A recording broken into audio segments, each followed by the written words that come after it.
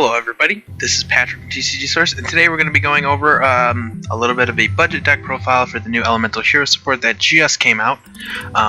And before we begin, I'd like to just go ahead and state that this is my version of a deck profile.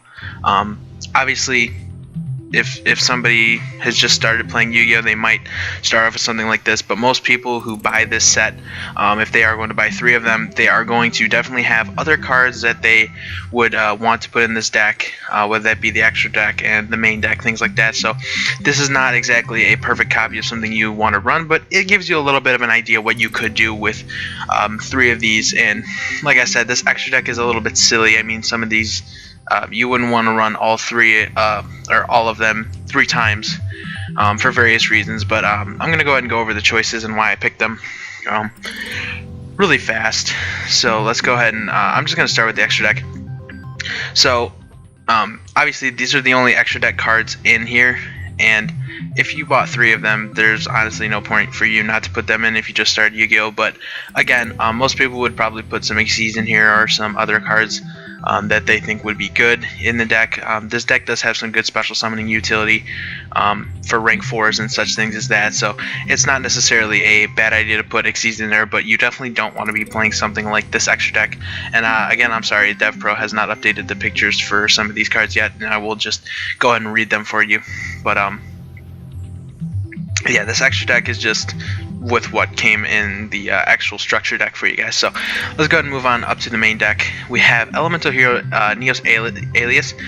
This card is pretty good. It goes along with Honest because it's light type, and it has 1900 attack. Still a pretty good monster, and it could also be used for mass change into Koga.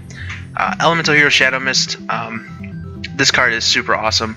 When it's special summoned, you can add the quick play mass change cards to your hand, and when it's destroyed, you can search out for an elemental or a hero monster in general from your deck and add it to your hand. So it's kind of like a Stratus ability, except that when it's destroyed, it gives you that effect.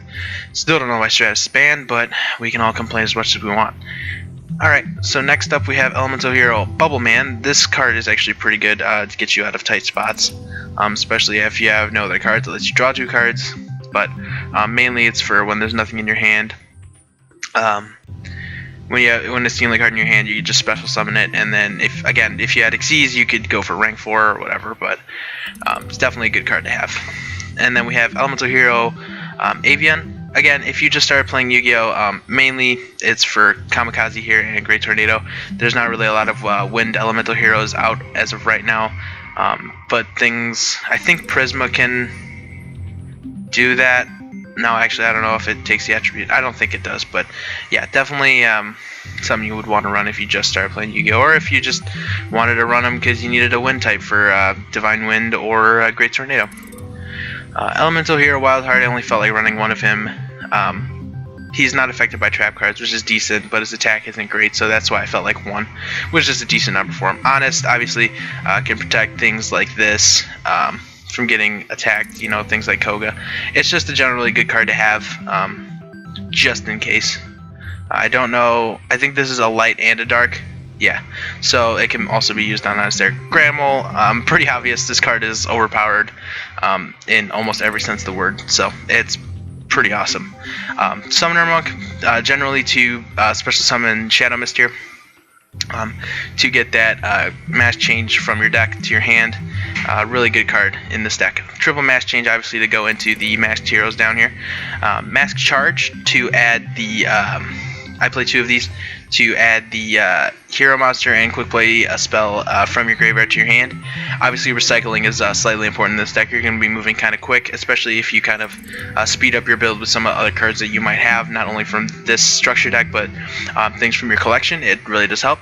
2 Miracle Fusion. Again, with this extra deck, you really, like I said in the beginning of the video, this is my build. If I only had these resources, probably what I would play. But double Miracle Fusion. Miracle Fusion is just great cards. So, but with this build, it would only require you to do 2 at this point.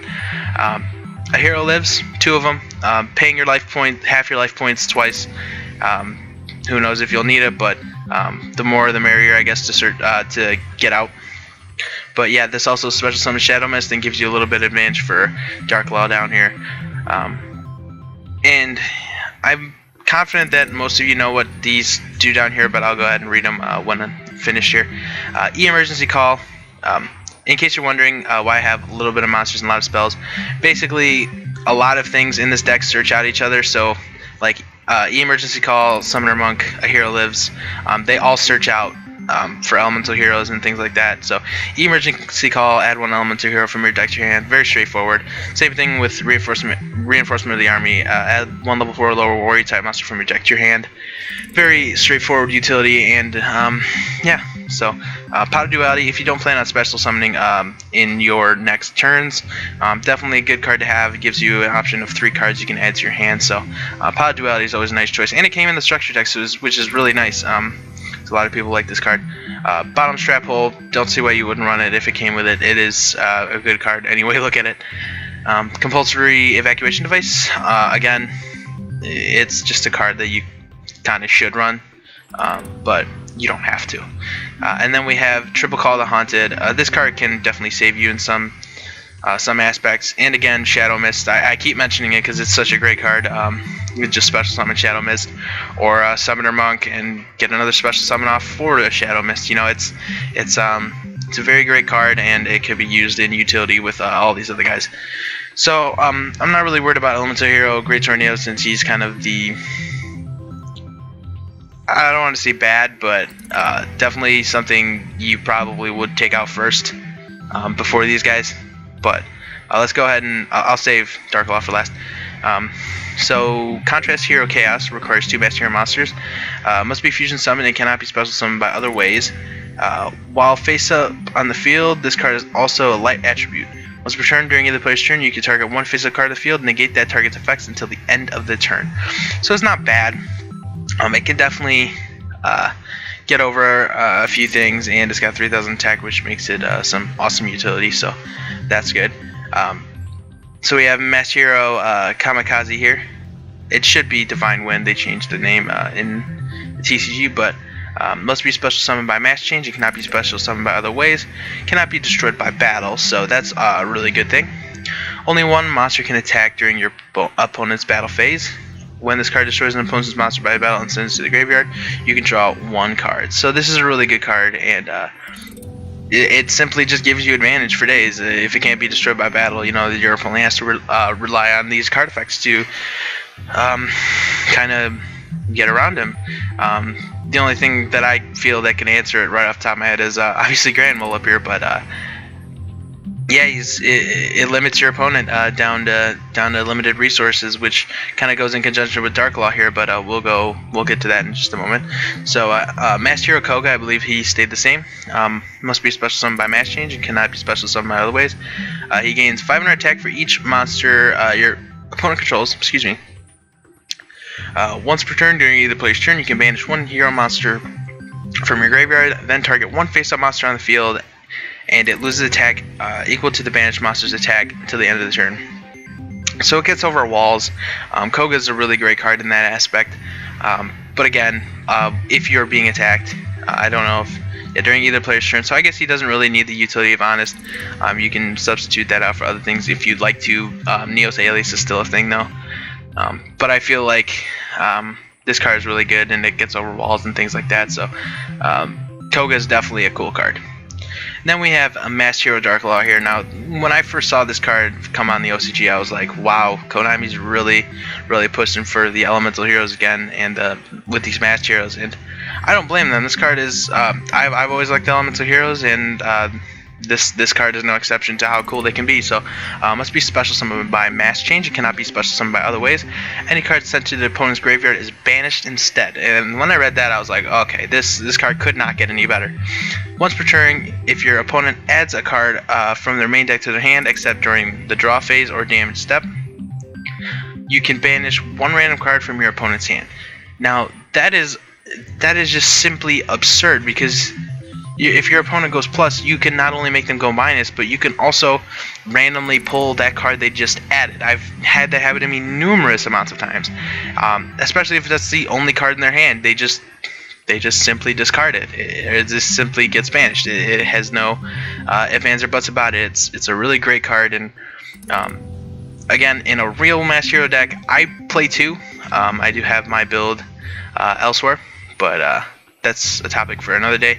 If you guys would like to see that, I could definitely post that up for you guys.